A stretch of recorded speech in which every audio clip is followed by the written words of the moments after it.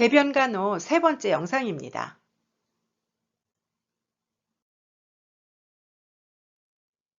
이 영상의 학습 목표는 배변 장애를 설명한다입니다.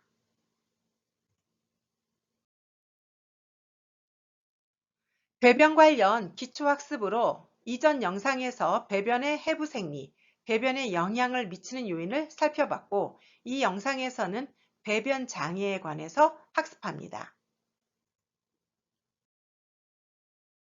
시작해 볼까요?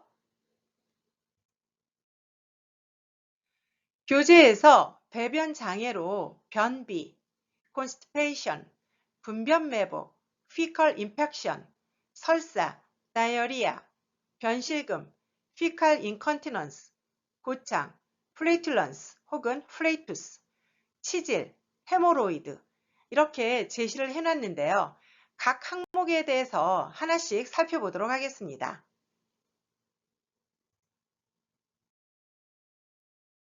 먼저 변비, constipation입니다. 변비의 정의를 먼저 보도록 하겠습니다. 변비라 함은 배변이 일주일에 3번 이하로 일어난 경우로 건조하고 딱딱한 변의 이동이나 배변 배출이 없는 상태를 말합니다. 하지만 이것은 어디까지나 교과서적 정의라고 볼 수 있고요. 여러분들이 대상자가 변비가 있다 없다 라고 판단할 수 있으려면 그 사람의 일상적 배변 습관을 확인하셔야 합니다. 사람에 따라서 매일 배변하지 않는 경우도 많이 있거든요. 변비가 온 경우에 그 특성을 보면 배변 횟수가 저하됩니다. 그리고 변이 딱딱하고 건조합니다. 변이 딱딱하고 건조하니까 배변 시 어떨까요? 힘을 줘야 합니다. 즉, 수의근의 긴장과 노력이 증가합니다. 여러분도 변비 심했을 때 발살바 머니버도 좀 무리하게 좀 적용을 하고 힘을 많이 준 그런 경험이 있을 겁니다. 또한 배변 시 통증이 있고요. 복통이 있을 수도 있습니다. 그리고 배가 빵빵하죠. 아브도미날 디스텐전이 있습니다. 직장에 변이 차 있기 때문에 압박감, 팽만감이 느껴집니다. 그리고 두통과 식욕부진이 올 수도 있습니다. 그러니까 변비가 온 사람들의 일반적인 특성이라고 보시면 됩니다. 제가 이제 배변 관련 강의를 준비하다 보니까 재미있는 걸 발견했는데요.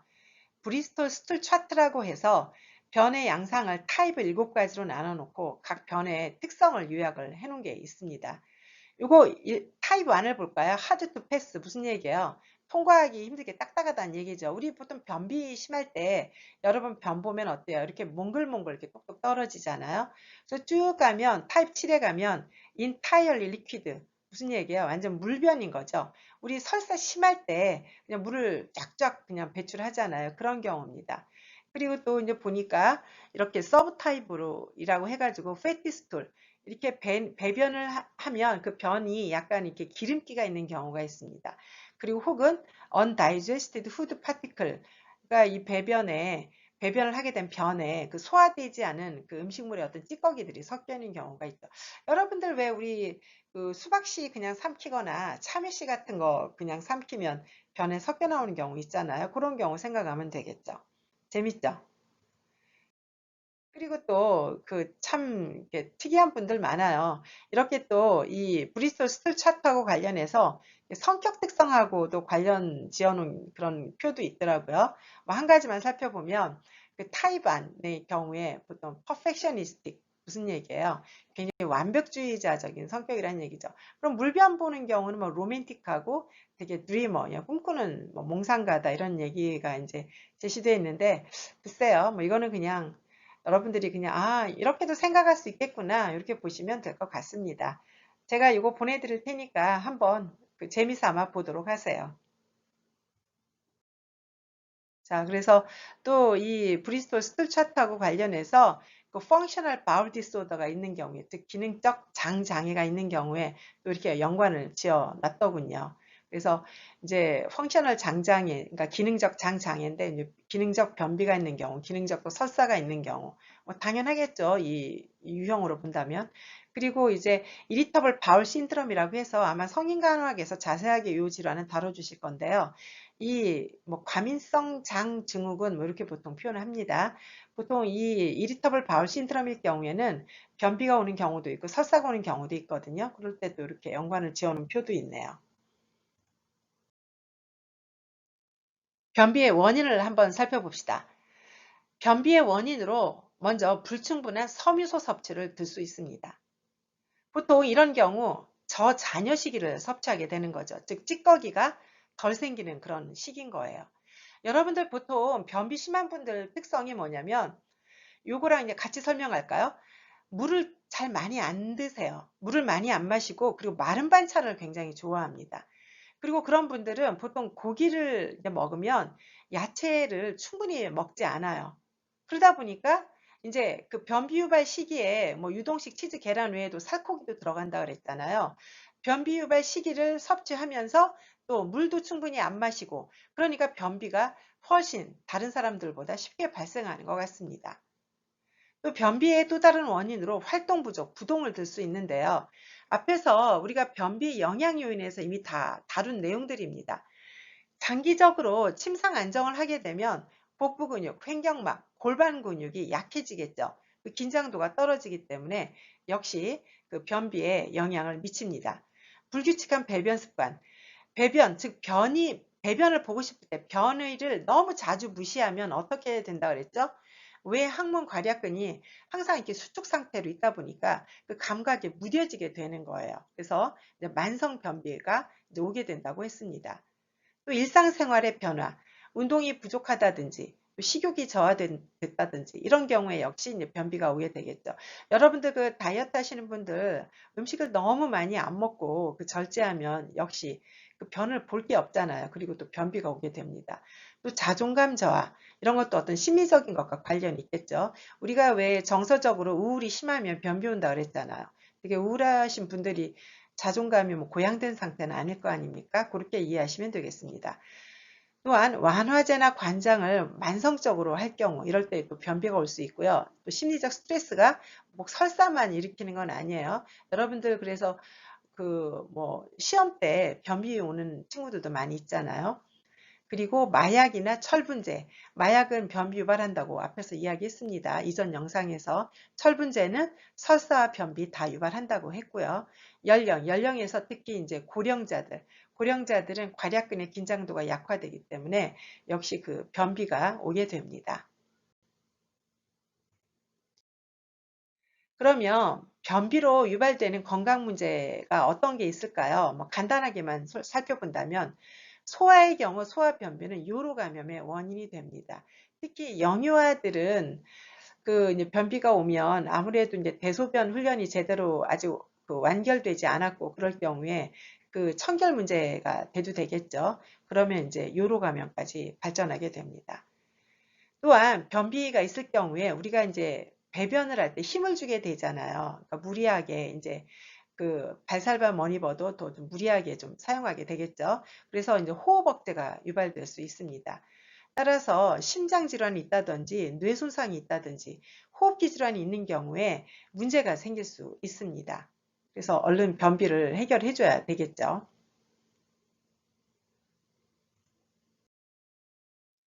이런 그림을 보면 좀 더 이해가 쉬울 것 같습니다. 자, 우리가 이제 배변 관련 첫 번째 영상에서 이 결장의 기능 이야기했었죠. 결장에서는 이 수분을 흡수한다고 했어요. Water is absorbed, 그죠? 수분이 이제 흡수가 되는데 이게 이제 변비가 생기면 이제 어떻게 돼요? 이 이제 쉽게 배변이 안 되기 때문에 이 찌꺼기들이 이 장 찌꺼기, 장 내용물 찌꺼기들이 이 결장에 머물러 있게 되는 거죠. 머물러 있게 되면서 계속 수분을 흡수가 될 거 아니에요. 그죠? 그래서 이제 심하게 되면 뒤에서 이제 분변 매복이라고 이제 뒤에서 피칼 인펙션 다룰 건데요. 변이 돌처럼 딱딱해집니다. 그럼 돌처럼 딱딱해진 변이 어떻게 될까요? 라지 바울 옵스트럭션. 이 대장을 막아버리게 되는 거죠. 그쵸? 그래서 변비라고 하는 것은 장의 어떤 연동 운동, 이 모틸러티 운동성이 떨어지는 거예요. GI 트랙에. 그래서 이런 경우 보통 앞에서 잠깐 언급했던 IBS는 이리터블 바울 신드롬, 과민성 장 증후군이거든요. 그런 장애가 있다든지. 그리고 약물을 어떤 약물이 있다 그랬어요? 오피오이드, 마약류가 변비를 유발한다 그랬잖아요. 이런 경우들 이제 이런 변비를 가져오게 됩니다. 제가 자꾸 반복하니까 자꾸 머릿속에 나중에 따로 공부하실 생각하지 말고 그 암기하도록 하세요. 그래서 우리가 정상 이제 배변을 할 경우에는 변이 이제 이런 변 찌꺼기가 생기면 원활하게 이제 배변이 되는데 이제 만성 변비가 생기게 되면 어때요? 이게 직장 내가 팽창된 게 보여지잖아요. 그림에서도. 그리고 변이 이제 수분이 줄어들면서 결장에서 계속 흡수를 하니까 그래서 이제 딱딱해지게 되는 거죠. 자, 다음 변비의 이제 심한 형태가 이제 분변매보, 피칼 인펙션이라고 하는 건데요. 살펴보도록 합시다. 이 분변매복이라고 하는 것은 직장 안에 그 주름이 있잖아요. 제가 해부생리 파트에서 그 주름 보여드렸죠. 수직 주름이 있다고. 그 주름 안에 딱딱한 분변이 모여 있거나 덩어리져 있는 것이에요. 실제 분변매복이 있는 사람들 손가락 넣어서 그 변을 만져보면 돌처럼 딱딱합니다. 그래서 그냥 나오지 않아서 그 잘게 잘게 부숴서 그 변을 꺼내야 되거든요. 그래서 분변매복이 생기는 이유는 변비가 해결되지 않은 상태로 그대로 방치할 경우에 이제 이 분변매복이 발생합니다. 변이 직장에 끼어서 배출이 안 되는 상태가 오는 거예요. 심한 경우에는 그러니까 이 분변이 직장을 넘어서서 그 위의 S상 결장 혹은 S상 결장 위에가 뭡니까? 하행 결장까지 축적이 될 수도 있어요. 그러면 분변 매복의 특성은 어떨까요? 그러니까 즉 분변 매복을 가진 대상자의 특성입니다. 배변이 없는 중에도 설사성 대변이 계속적으로 스며나오거나 비정상적 형태의 변이 배출됩니다. 즉 무슨 얘기냐? 제가 예를 들어 드릴게요. 보통 이제 중환자실에 연세가 많이 든 노인분들이 많이 입원해 계시잖아요. 보통 노인들은 기본적으로 만성 변비가 있습니다. 그래서 노인들은 이제 중환자실 환자들은 이제 기저귀를 되게 채워 놓거든요. 기저귀를 이제 채워 놓는데 설사를 계속해요. 그러면 이제 경험이 없는 신규 간호사들은 이 환자가 계속 설사하네. 계속 기저귀만 갈아줍니다. 근데 기저귀를 갈아주면 뭐예요? 갈아준 지 5분도 안 돼서 계속 또 설사를 하거든요.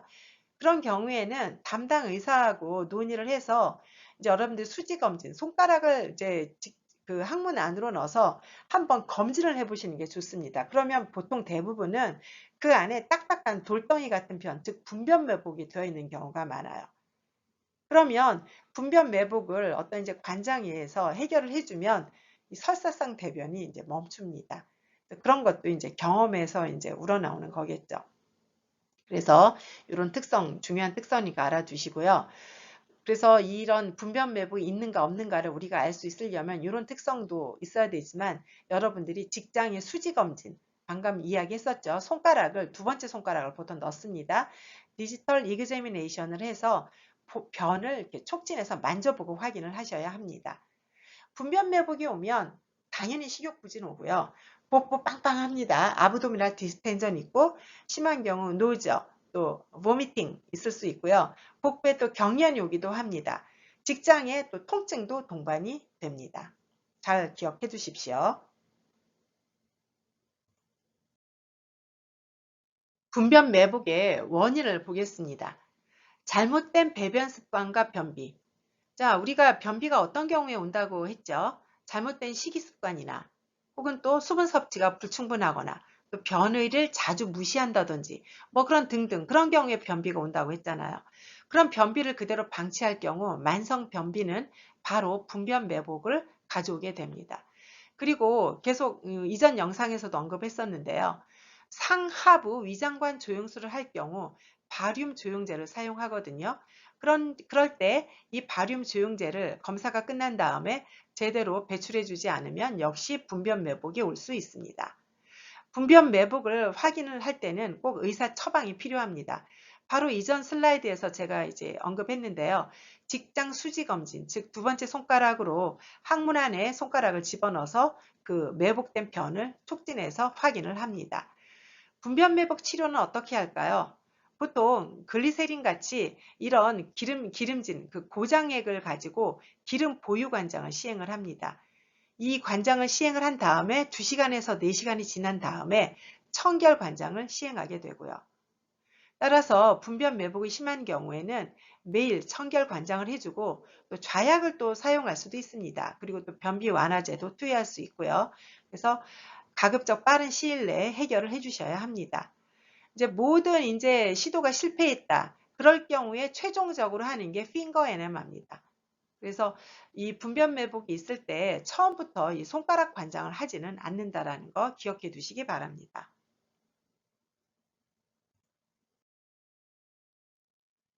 분변 매복에 대한, 즉 피컬 인펙션에 대한 여러분의 이해를 돕기 위해서 이미지를 좀 보여드리겠는데요. 이 이미지의 경우에는 지금 피컬 인펙션이 굉장히 심한 경우예요. 왜 그럴까요?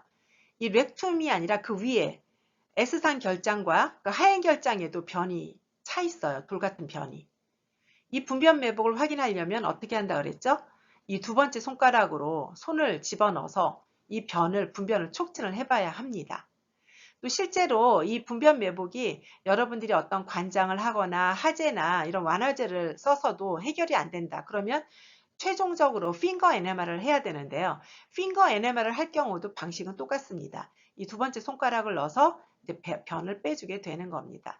그리고 이 그림을 보여드리는 이유는 여러분 그 관장 체위가 좌측 심스이라고 했잖아요. 이런 이제 해부학적 이제 그 위치를 보인다라는 거 기억해 두시고요. 그래서 그 핑거 NMR을 할 때는 손가락을 집어넣어서 이게 절대 쉽게 빠져나오지 않습니다.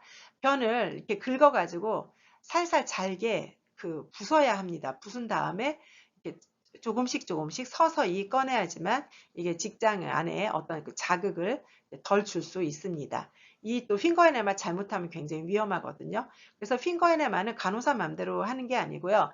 이 직장 검진이 됐던 이 핑거에네마가 됐던 다 의사 처방이 있어야 된다는 점 꼭 기억해 두시기 바랍니다.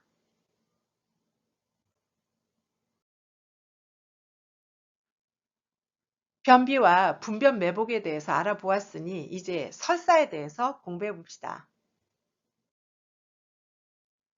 설사의 정의와 특성을 한번 살펴보겠습니다. 설사는 변비나 분변 매복과 달리 액체 상태의 변을 자주 보는 것입니다. 대장에서 분변의 이동이 빠르기 때문에 나타나는 결과예요. 그렇다면 설사를 나타내는 대상자의 특성은 어떨까요? 배변 횟수가 증가하겠죠. 여러분이 설사병 났을 때 한번 그 상상을 해보세요. 화장실을 수시로 가죠. 그리고 배변 충동을 참기 쉽습니까? 어렵습니까? 어렵죠. 그래서 특히 뭐 지하철 타고 가다가 이 설사 증상이 나타났다. 정말 그 심각한 상황이 벌어지는 거죠. 또한 종종 경련성 통증이 동반됩니다. 그리고 청진기로 장음을 들어보면 장음이 증가되어 있고요. 또 설사를 계속하면 여러분도 어떻습니까? 피부가 자극되잖아요. 그래서 항문주위나 회음부나 엉덩이 부분 피부가 따갑죠. 여러분들 경험도 해보셨을 겁니다. 설사가 장기화되면 피로, 허약감, 권태감, 쇠약을 초래하게 됩니다.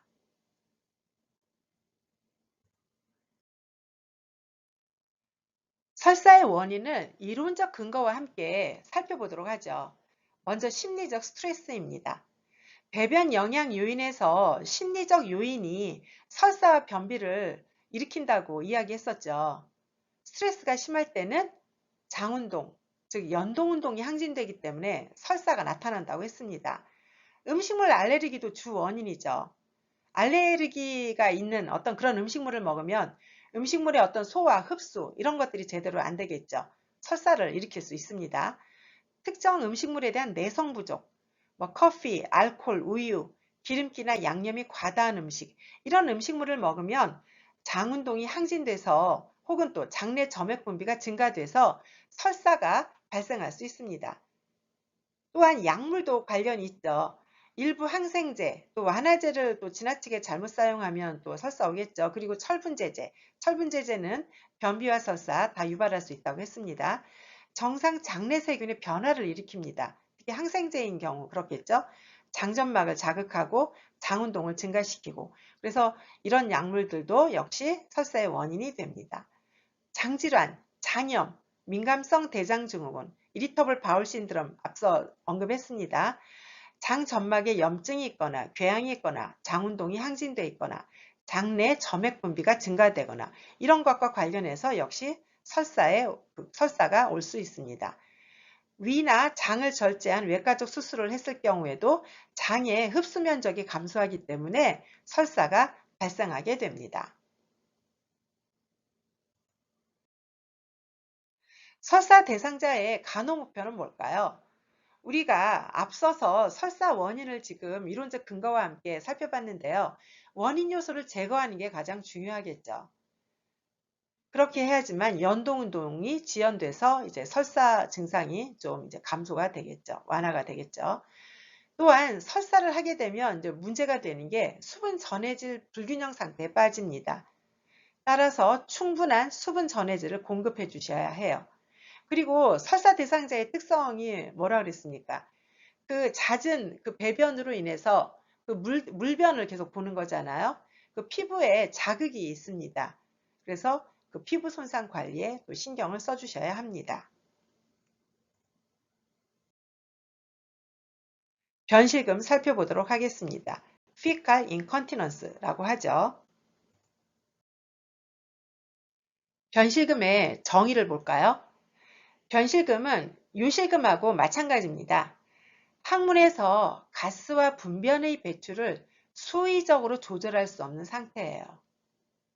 우리가 소변이고 대변이고 어느 정도는 참을 수가 있잖아요. 그런데 그것이 안 된다라는 이야기입니다. 보통 항문 괄약근의 기능이나 조절이 손상된 상태에서 변실금이 나타납니다. 이 변실금은 식사 후와 같은 어떤 특정 시간이나 혹은 또 불규칙적으로 발생이 가능해요. 그러니까 예측할 수 없다는 이야기인 거죠. 우리 교재에 부분 실금과 전체 실금 두 가지 형태로 구분한다 이렇게 이제 설명이 되어 있는데요. 글쎄 이런 것들이 국시에 이렇게 세부적으로 이런 식의 구분이 나오진 않습니다. 그러니까 요거는 그냥 교재에 나온 내용 정도로만 참고만 해두시면 되겠어요.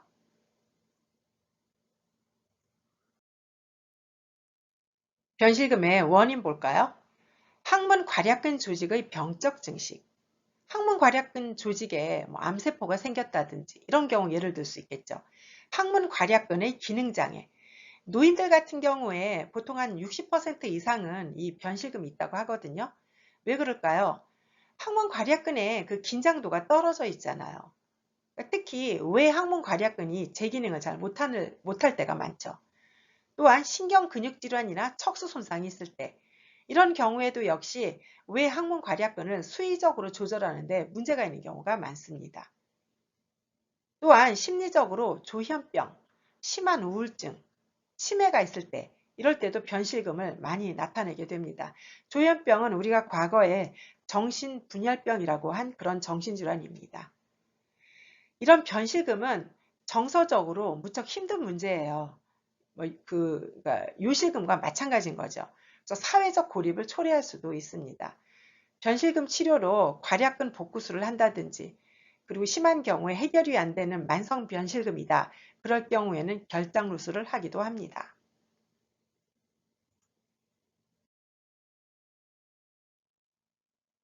고창에 대해서 살펴보도록 하겠습니다. 고창은 플레이툴런스라고 합니다.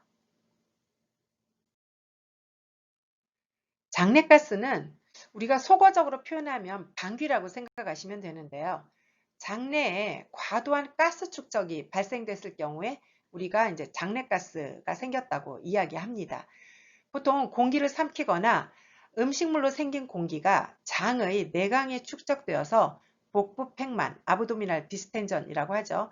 또 통증, 복부 경련 이런 것들을 동반하기도 합니다.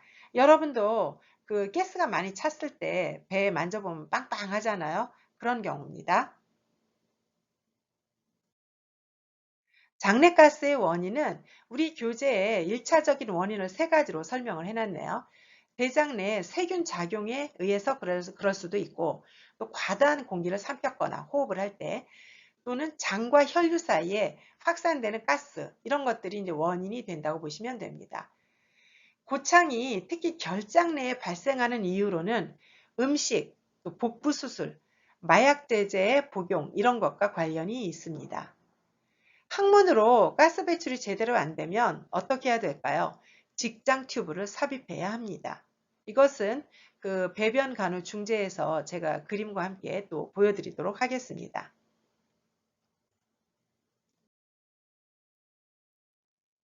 교재에 배변 장애로 따로 구분되어 설명되어 있지는 않지만 간단하게 치질에 대해서 살펴보도록 하겠습니다. 의학 용어로는 헤모로이드라고 합니다. 치질은 항문 주변에 정맥이 이환되고 우렬된 상태를 말합니다. 그 직장 내부에 그 주름이 있었잖아요. 주름 내측에 보통 정맥과 동맥이 존재하는데요. 반복적으로 이 혈관의 압력이 가해지면서 순환장애가 오게 됩니다. 그 결과 어떤 일이 벌어질까요? 그러니까 눌린다는 거죠, 어떤 부분이. 그러면 정맥이 팽창하게 됩니다. 치질은 내치질과 외치질이 있는데요. 인터널 헤모로이드, 이 항문 안쪽에, 이 안쪽에 생기는 치질이 내치질입니다. 항문 입구를 중심으로 해서 바깥쪽으로 생기는 것이 익스터널 헤모로이드, 외치질이고요. 보통 그래서 치질의 원인을 보면 만성 변비, 임신, 비만인 경우에 이제 치질이 생깁니다. 앞서 다 설명한 것이기 때문에 따로 언급은 하지 않겠습니다. 그래서 내치질, 외치질. 저도 1학기 때 이 온라인 강의 이제 집에서 계속 준비하고 계속 녹음하고 영상 만들고 하루에 이제 열 몇 시간 이상씩 앉아 있다 보니까 이 외치질 생겨서 무척 고생했었는데요. 여러분도 이제 조심하시기 바랍니다.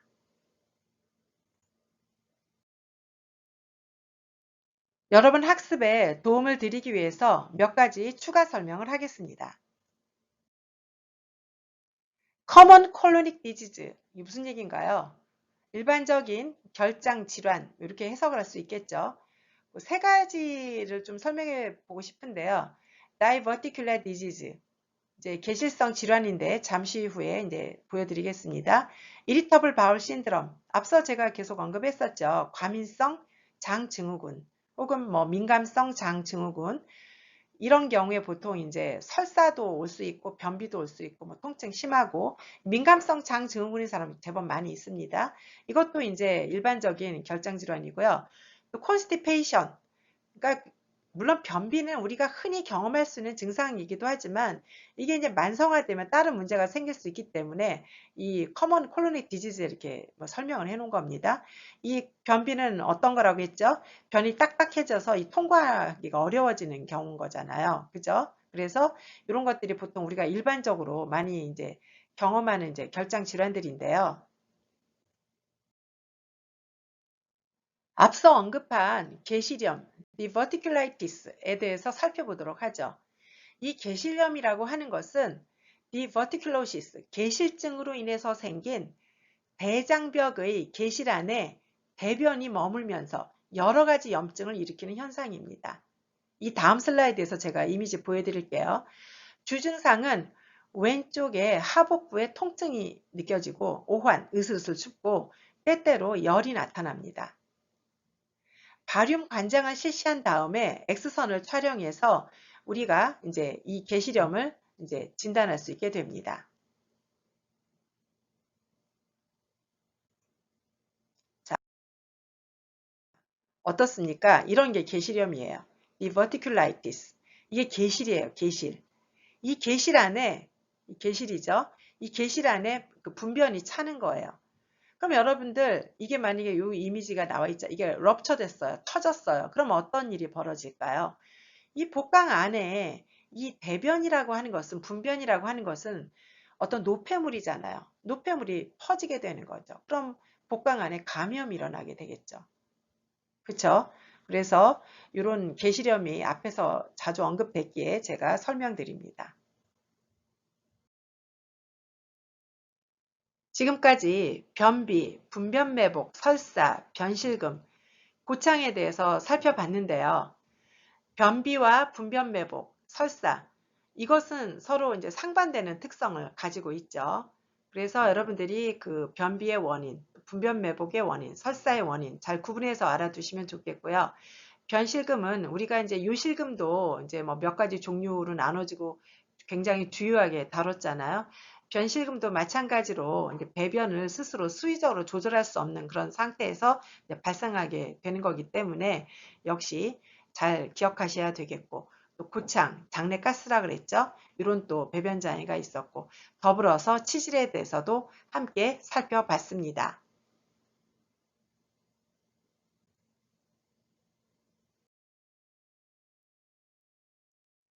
다음 영상은 장 전환술에 관한 내용입니다.